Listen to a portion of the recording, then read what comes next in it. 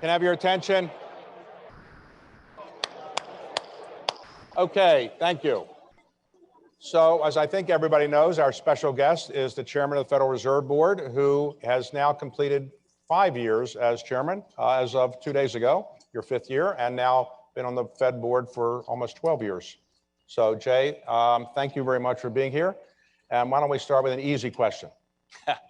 So, you made a speech last week commenting on the FOMC's decision to raise the Fed discount rate by a small amount, relatively speaking, 25 basis points. Some people would say that was small. But at the time, it wasn't clear that the jobs report would be as strong as it turned out to be subsequently. Had you known that the jobs report was going to be as strong, would you have done 25 basis points or something different? David, thank you for that question, and thank you for inviting me here today. It's great to be here. So we don't get to play it that way, unfortunately. We have to, but I'll take it this way. So the message we were sending at the FOMC meeting last Wednesday was really that the disinflationary process, the process of getting inflation down, has begun, and it's begun in the goods sector, which is about a quarter of our economy. But it has a long way to go. These are the very early stages of disinflation. So the services sector, really, except for housing services, pardon me, is not really showing any disinflation yet. So our message really was this process is likely to take quite a bit of time. It's not going to be, we don't think, smooth. It's probably going to be bumpy. And so we think that we're going to need to do further rate increases, as we said, and we think that we'll need to hold policy at a restrictive level for a period of time. Then comes the labor market report for January. And it's very strong. It's certainly stronger than anyone I know expected. And so, but I would say, we didn't expect it to be this strong, but I would say it kind of shows you why we think that this will be a process that takes a significant period of time. The labor market's extraordinarily strong. And by the way, it's a good thing that inflation has started to come down without it. That has not happened at the cost of a strong labor market. So, and of course, since then, financial conditions have tightened significantly since then. So let me ask it another way. So, by the way, when the numbers coming out, the jobs numbers, 519,000 jobs, does anybody call you up in the government and give you a little heads up, this is going to happen, or they never do that? So on some data, sometimes we get data just the night before, and it's only me. And but not on all pieces of data. It's a very small amount of data, and we get it just the night before. For example, if we were going to get a big piece of data in the middle of an FOMC meeting, as often happens on the day of an FOMC meeting, it will help me to know it the night before. Okay, so the markets, after your speech last week, the markets assumed that therefore there would probably be another 25 basis point increase in your next FOMC meeting. Was that a bad assumption by the markets? So what we said at the meeting was that we believe that we anticipate, is what we said, that ongoing rate increases will be appropriate. And the reason is we're trying to achieve a stance of policy that is sufficiently restrictive to bring inflation down to 2% over time. And we don't think we've achieved that yet. So we said that, and now you see the labor market report, and I think, again, financial conditions are more well aligned with that than they were before. So the assumption when you made your speech was that probably the Fed might even consider decreasing rates by the end of this year, and the markets no longer assume that. You think the markets are wrong? Well, so let me say, these are all of these numbers that we're throwing around here are conditional on incoming data and what happens. So we never say this is what we think will happen. We make a tentative forecast and then we let the data come in. For example, if the data were to continue to come in stronger than we expect, and we were to conclude that we needed to raise rates more than is priced into the markets, or than we wrote down at our last group of forecasts in December, then we would certainly do that. We would certainly raise rates more. Okay, so today, for people who aren't familiar with the FOMC, who actually is on the FOMC? So the U.S. Central Bank consists of a board of governors here in Washington. There are 7 governors. Those governors are nominated by the president and confirmed by the Senate, and we serve terms that are not synced up with the election cycle. So we're independent. There are also 12 reserve banks around the country which have a degree of independence, and each reserve bank is led by a president who works there full time. All 12 of them sit on the FOMC. So that's 19 people sit on the FOMC. So it's quite a large committee, of which 12 vote in any given year. The Reserve Bank presidents vote on a rotating basis, except New York, which votes every year. So when you vote, do you vote at the beginning of an FOMC meeting and then just kind of have discussions afterwards, or do you wait till the very end and then you vote? No, we vote at the end. I mean, the FOMC meeting process takes, more than a full week. I'm talking to all of the participants, all 18 other ones, and staff has sent around memos, and there's something called the Teal Book, which is the staff's assessment of the of the economy and international economy and monetary policy and all that. Then we have an extensive discussion on the morning of the first day about the economy. Everybody talks about that. On the second day, we talk about monetary policy, and then we vote on monetary policy at around noon on the second day. So does the chairman of the Federal Reserve Board speak first and say, here's what I think, or does he wait until the end and say, well, thanks for what you think, but let me tell you what I think? What do you do? So First or last? different chairs have done it different ways. And so I've tended to do what my immediate predecessor did, I think.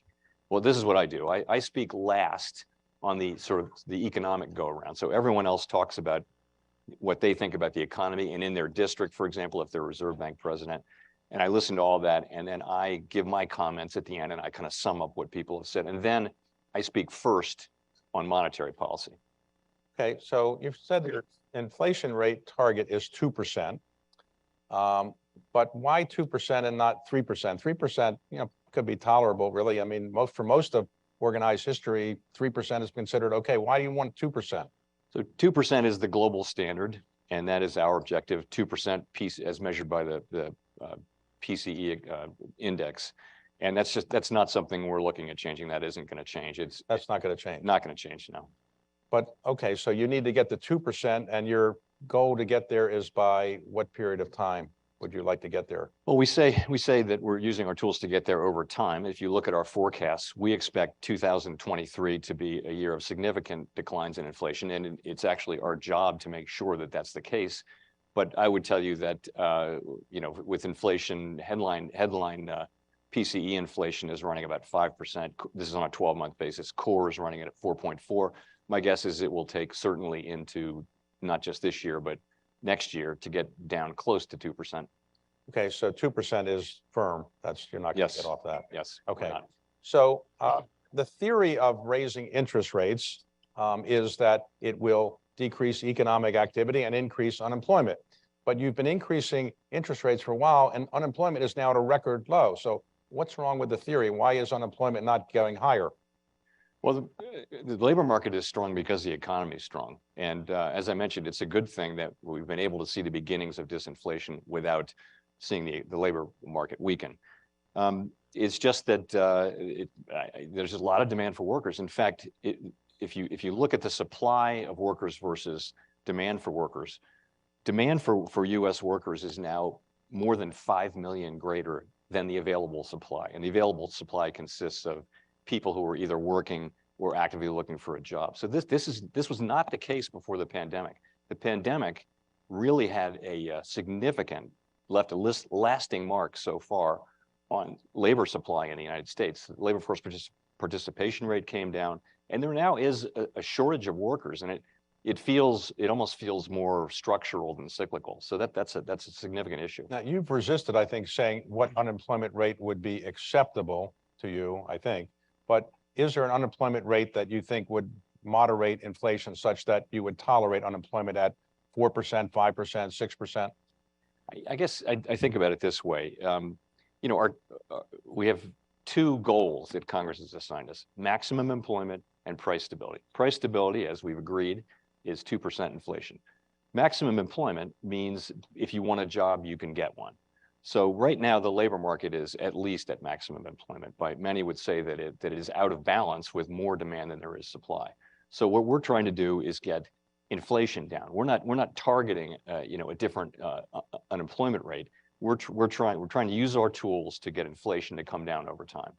In hindsight, would you say that when COVID hit the economy and we injected $5 trillion of fiscal policy into the economy, and the Fed did quantitative easing and other related things, kept interest rates very low, would you say in hindsight that was a mistake or was the right policy at the time?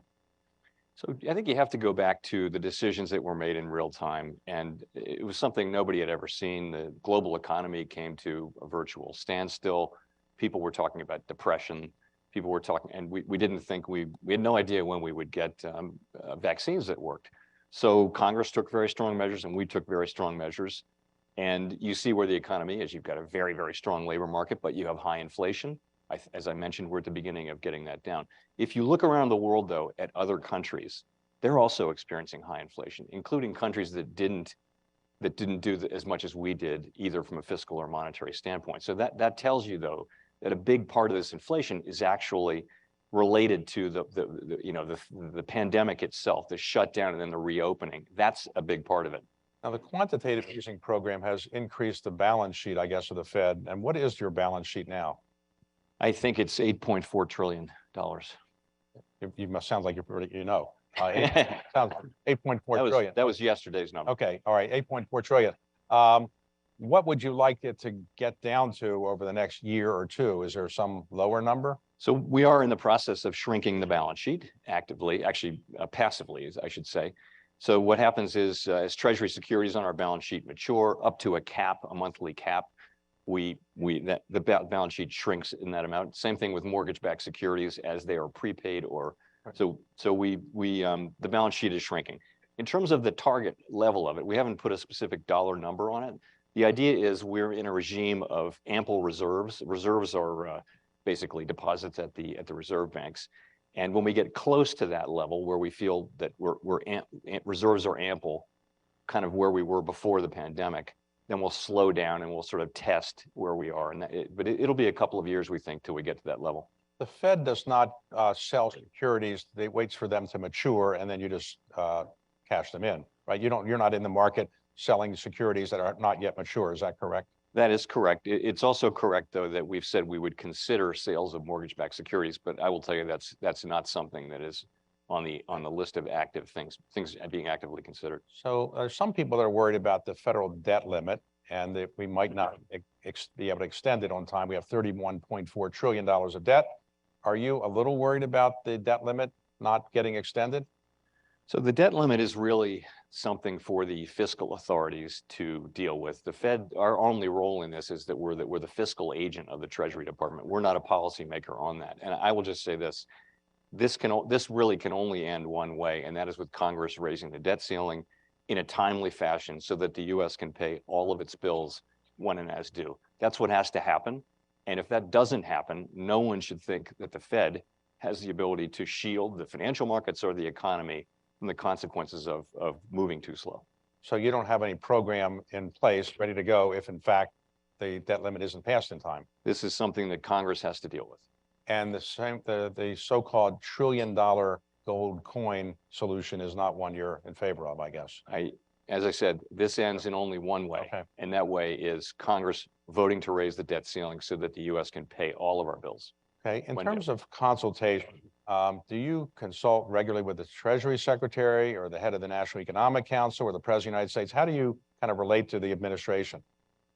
For a long, long time, 60 or 70 years, I think there's been a weekly breakfast or lunch with the Treasury Secretary and the Fed Chair. And that's what I've had with Treasury Secretaries that I've had as Fed Chair. I've also had regular, or call it irregular lunches with the head of the NEC.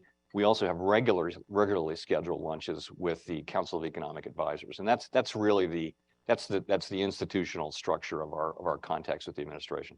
So in the way the Fed works today, if you could reconstruct the operations of the Fed, would you change the legislation anyway? Would you think the Fed operates in a way that's as efficient as you can realistically operate?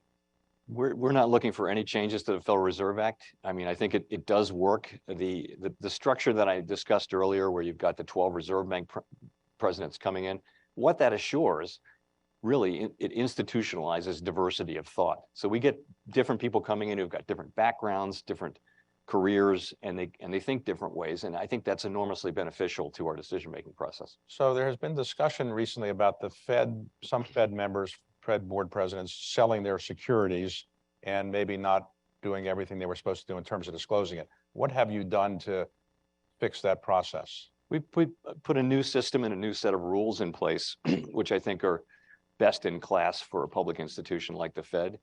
And the innovations were that if someone wants to sell something that they own or buy something, they have to clear that in advance with staff at the Board of Governors, and then you've got to wait 45 days for that to execute. Also, you can't own individual stocks, and you can only authorize these transactions or execute them during specific times. And we just, of course, all of these are disclosed. If your idea is to trade things, buy and sell them because you think this stock is cheap and that kind of thing, that's just not something that will work. So what is the salary of the chairman of the Federal Reserve Board? It's around $190,000, I believe. Okay, so you live on the $190,000. If you need to sell something, what do? You have to clear it for 45 days, or? That's right. If we have family expenses that, if we have them, that exceed my salary, then we have to sell an asset. You think that's a fair salary for the job, or? I do, yes. You do. Okay, so today, how do you coordinate with central banks, let's say in England or Japan or China? Do you have regular conversations with them about what they're doing?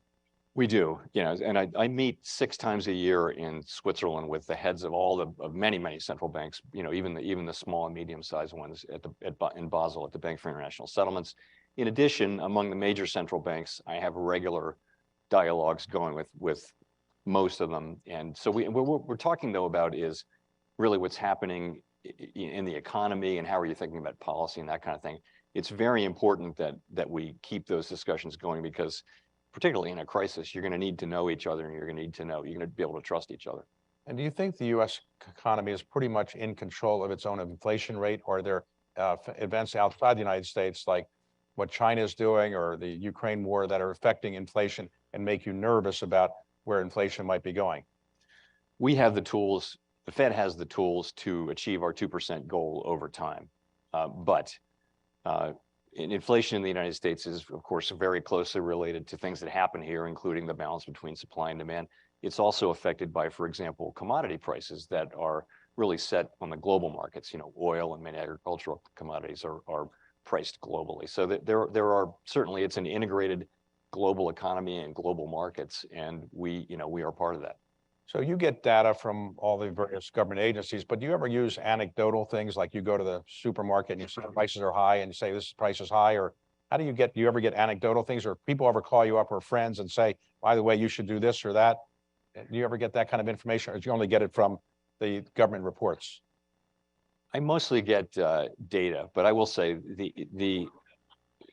I do believe that anecdotal information is very useful. And one of the things the reserve banks are great at is all 12 of them have big operations where they talk to businesses and nonprofits, universities, every sector of the country and the economy, and they bring that back to the FOMC meetings and they talk about what they're seeing. Because often, staring at data is great, but you need to have a story, and I think hearing the stories that people tell, it does help me to sort of assess what's going on out there.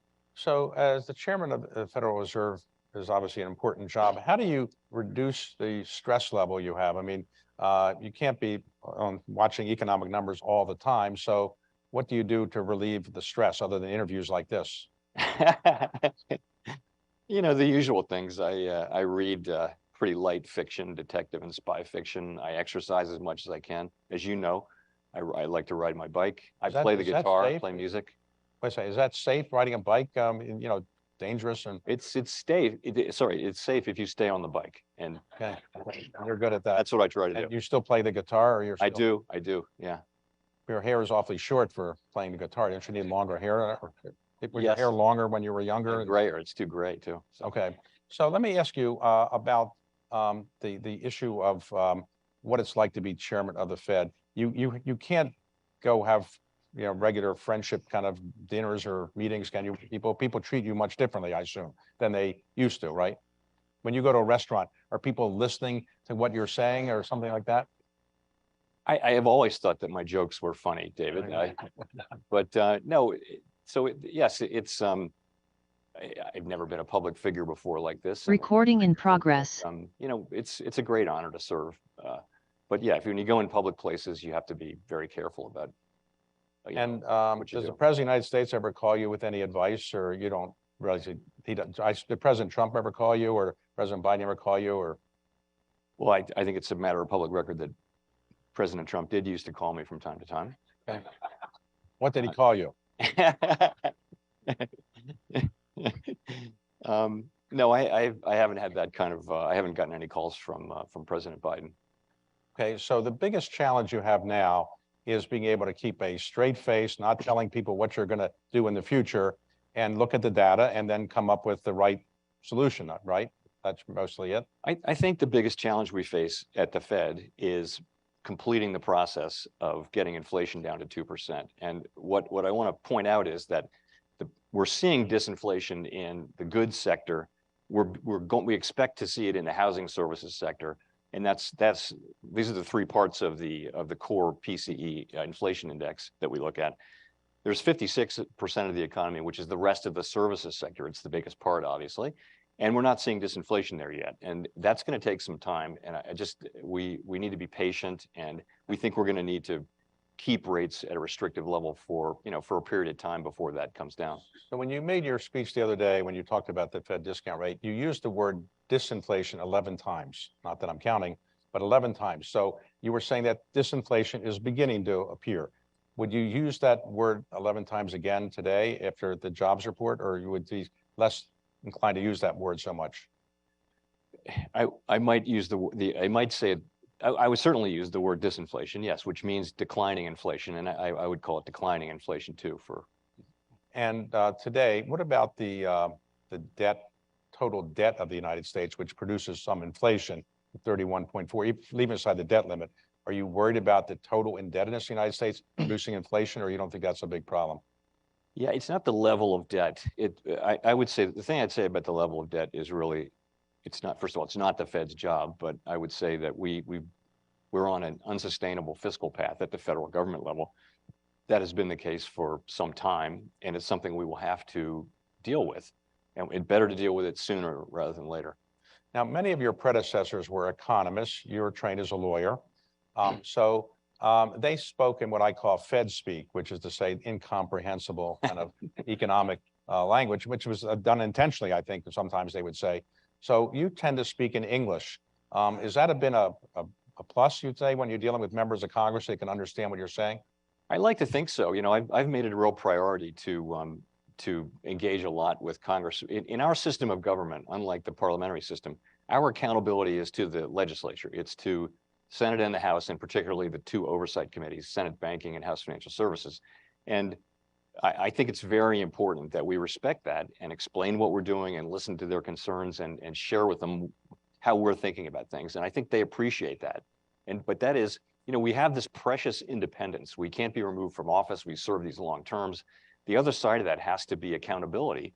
And the way for us to get accountability is to be as transparent as possible and try to reach, the people of the United States through their elected representatives. So this is a very high priority, and we're going to keep doing it. So when you testify in front of Congress, how much time does it take to prepare for that? Is that a 1 hour preparation session, or is it a 1 day session, or a 1 week session? These are supposed to be monetary policy hearings under the Humphrey-Hawkins Act, and they're actually on anything that's any political issue. So it's quite extensive. You have to prepare for everything that the Fed is involved in and many things that the Fed is not involved in. So it's a lot of preparation. So when you get questions from some members, you have to bite your tongue and say, why are you asking a question like that? Or you never have that problem? That never happens. Never happens. Okay. Okay. All right. Well, good. So today, as you look at the country's economy, what is the biggest worry you have about inflation? Is it just that the fiscal policy is not completely under control? We have exogenous events outside. What is your biggest worry about inflation today? Well, it's kind of what I was saying earlier, which is we're just at the beginning of this process, right? Goods inflation. So we need that process to continue. Goods, the whole thing began, the whole inflation began with people not being able to buy services, instead buying goods, and then global supply chains collapsing. And so you couldn't get goods and prices of goods went up, and that's where it started. But that is now starting to get better as supply chains are improving and as people are rotating their purchases back to services. You move on though, we're not seeing it yet in housing services, which is either rent or the ownership, the imputed costs of house ownership. But we expect to see that. So we need that to happen. That's another big part of the economy. It's got to come. It should come in the second half of this year. Then the biggest piece of it, and what I worry about the most, is when are we going to see disinflation or declining inflation in core services ex housing? So that's what I worry about. The last thing I worry about is just another exogenous event. It's a risky world out there, with the war in Ukraine and the reopening of China, and those are things that can affect our economy and the path of inflation. Right. So the balloon was not your worry, though. You don't care about the balloon. It's not within our ambit. Okay. So today, the Federal Reserve gets data from all over the country. And are you convinced that you get the best data, you have the best data collection methods, or do you think it's not as modern as what Wall Street gets? So most of the data that we get are just the same. We don't collect the data on unemployment or inflation or most things. So most of that's just government data, and a lot of that's, for example, very high quality. The labor market data is very high quality. What we get, which I think is better and different from what everybody else gets, is what I mentioned earlier, and that is the reserve banks putting together the beige book, putting together the beige book, and also coming in and sharing the anecdotes and what they're hearing, what's happening with each district is different. You have agricultural districts and energy districts, and so that I think our anecdotal, but also just the haul of information we get through that network is I don't think anybody else has that. So do you consult regularly with some of your predecessors? I mean, obviously one is Secretary of the Treasury now, but Ben Bernanke, for example, or? I do. I talked to former Chairman Bernanke. I talked to, Secretary Yellen. I still talk to Alan Greenspan now and again. And when you're dealing with your colleagues on the Fed board, and you disagree with them, do you say, look, I'm the chairman of the Fed, I am the person who has to make the final decision, and this is what we should do, or you don't quite do it that way? It's a process of reaching agreement, and I hear what people have to say, and I tell them what I think, and then I'm the one who has to bring a proposal in front of the full committee, not just the board, but in front of the full committee on monetary policy. And it works. We have to reach an agreement, and we get to a place. I think you can tell today we are blessed with a diversity of perspectives on the FOMC with 19 people. Of course we are, but you have one thing that unites all of us, and that is a very strong commitment to getting inflation down. So in some parts of Washington, people say, if you give me this, I'll give you that. I'll trade this for that. You never do that at the Fed when you're coming up with a decision. I'll do what you want if you do what I want. That doesn't happen ever? Not really, no. Oh, no. Okay. Like you mean a better office or something like that? Well, just, I'll say what you want me to say if you say what I want you to say or something. That never happens, right? No, it doesn't happen. I mean, and when you want to talk to members of the board, of the Federal Reserve Board, do you go to their office or do they come to your office? I like to do both. Oh. I mean, I really don't like to sit in my office all day and have people come to see me. I like to go barge in on people, and I think it's much better to get up and walk around and see people. But the Fed has been pretty good at avoiding leaks of its decisions. How do you do that? Because most people in Washington are not so good at that. How do you avoid leaks? We do have, we've got very strict rules around confidentiality, particularly around the written materials that we have. We publish these things internally for the FOMC meeting, the memos and the Teal book and all that.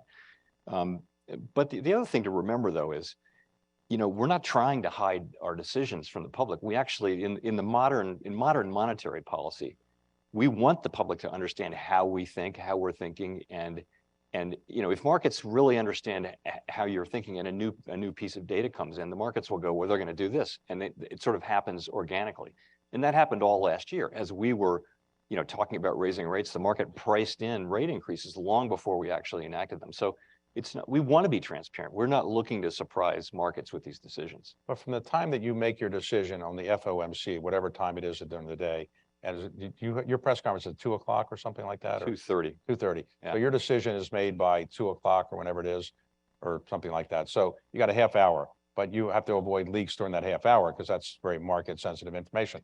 How do you make sure nobody is calling their spouse and saying, guess what we're going to do? Well, people take this very seriously. None of that happens. You're taking your professional life in your hands if you do something like that. I think people have a sense of self-preservation. So people are very careful about this information. There is a period of a couple of hours after the meeting and until we announce the decision, but we announced the decision at 2.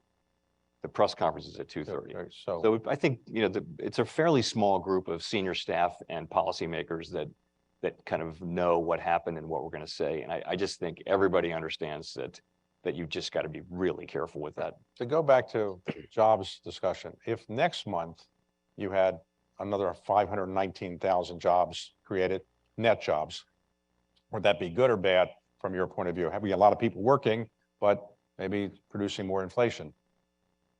So we don't have the luxury of thinking about good or bad. It just is what it is. So, but I would say again, most analysts, most economists would say that to get inflation down from high levels that we've had, if you look at history, there is some softening in labor market conditions that goes along with that, and that is still, very possible and indeed likely here. Some softening in labor market conditions. However, this cycle is different from other cycles because of where it came from, and it's just confounded all sorts of attempts to predict what it would do. So it is good that we have seen very strong labor market, but at the same time, we're seeing wages moderating. Wage increases are still very high, but wage increases have come down to a level that is closer to what would be sustainable, still well above what would be sustainable with 2% inflation. And same thing with inflation.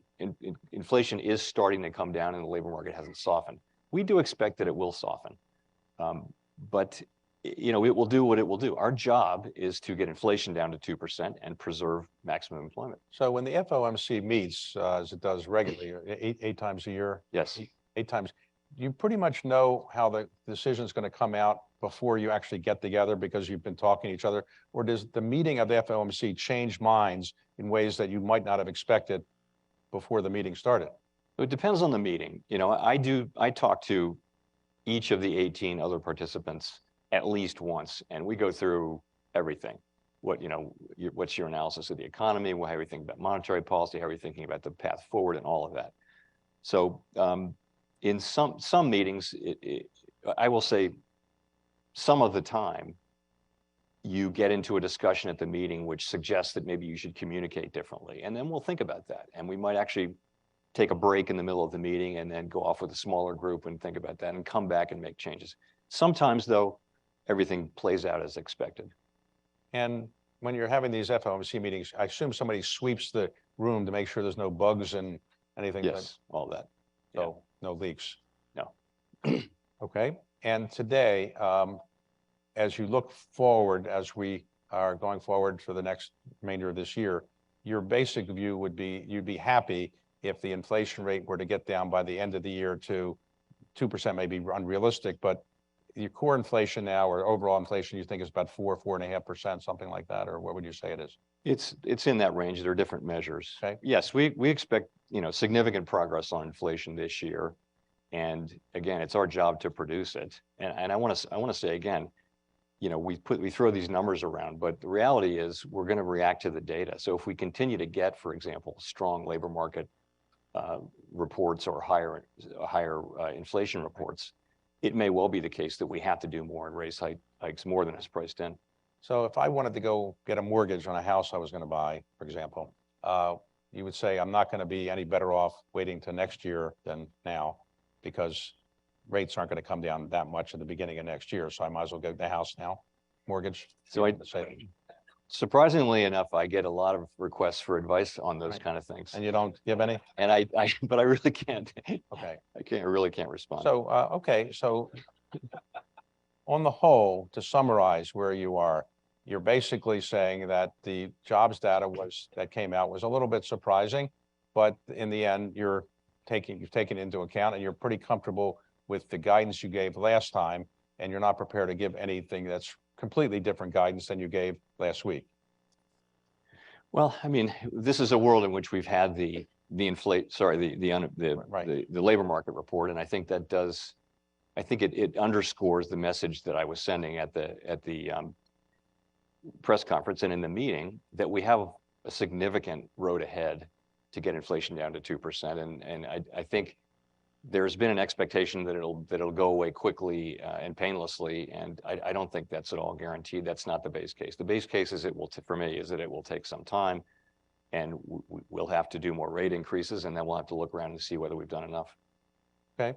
And 2% is the rate we had for the last 25 years before inflation came along. But prior to that, for most of U.S. history, we were higher than 2%. Is it that 2% is, we're now so used to 2% after 25 years of it, that you think that's the appropriate level? So we went through this long period where inflation was really anchored around 2%. And we think that, and you know, economists think that that's because people start to expect 2% inflation. And inflation, it's in a way, if everyone expects that prices are going to go up, prices and wages are going to go up 2% per year, then plus productivity in the case of wages, then it will. That's what will happen. Having price stability, real price stability for an extended period of time is just enormously beneficial to the public, because you can then, on the back of that, you can build a very strong labor market, as we had. We had a labor market with really 3.5% unemployment in 2018 and 19. And we had inflation running, you know, just barely getting to 2%, wages moving up the most for people at the lower end of the spectrum. And so this was we all want to get back to that place, but the bedrock of the whole thing is to get inflation under control. The unemployment rate hasn't come down as much as people are going up as much as people thought. In part, some people say because we don't have as many immigrants coming in the country, legal immigrants coming in, taking some of the jobs they otherwise would take. Do you think immigration is an issue in terms of giving us more labor workers, or do you think that's not a factor? So just as a matter of arithmetic, it was a factor because there was very little migration across borders during the pandemic. And that was part of what was happening, particularly in certain sectors like the agricultural sector and food service and things like that, where there just weren't the people. However, just very recently here, the immigration data have turned up again. And I think that may be part of why people are feeling somewhat less pressure in the labor market to find workers. This is an issue not for the Fed, though. Immigration is obviously a political issue. We do not seek to be a player on this, but it's just a fact, though, that you know, right now the United States has fewer available workers than it has jobs plus job openings. And when you increase interest rates, the traditional effect is to increase the value of the dollar versus other currencies. Do you have any concern about the value of the dollar going up too much, or that's not something you comment on? So the responsibility for the exchange rate really rests with the Treasury Department and the administration, not with us. Of course, that's another financial variable that goes into every economic model, but we don't look at it as something that we're working on. All right. Well, I think I haven't been able to get you to say anything you didn't want to say. You know, I would say, Jay, I've known you a long time. I think you've done a great job in a difficult situation. I appreciate your service to the country at $180,000 a year, or whatever the salary is, something like that. So thanks very much for being here, and thank you for your service. Thank you, David. Great to see you. Thank you.